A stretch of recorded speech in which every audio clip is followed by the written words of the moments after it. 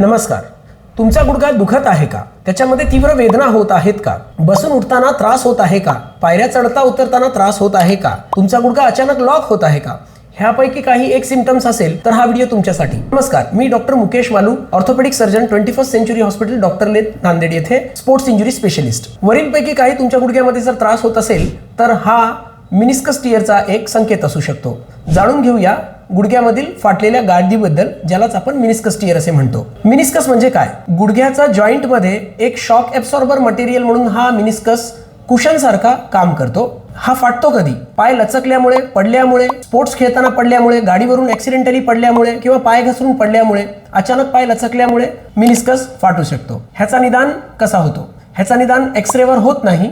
X ray हा नॉर्मलच येतो. ह्याचा निदान MRI स्कॅनवर होतो. ह्याची ट्रीटमेंट काय आहे? ह्याच्यासाठी 3 ग्रेडिंग्स MRI वर दिल्या जातात: ग्रेड 1, ग्रेड 2 आणि ग्रेड 3. जर ग्रेड 1 असेल आणि फक्त कंट्युजन म्हणजे फक्त मुकामार लागल्यासारखा असेल तर आपण त्याला नी ब्रेस आणि काही विशिष्ट गोळ्या आणि व्यायामानं बरा करून घेऊ शकतो.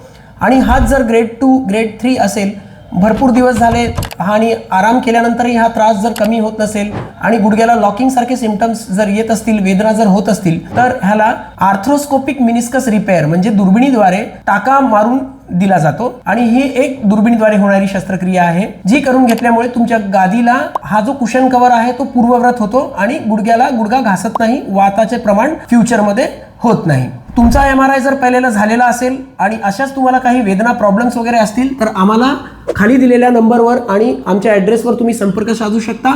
तुमचा MRI झाला असेल तर त्याचा रिपोर्ट आम्हाला पाठवू शकता. धन्यवाद.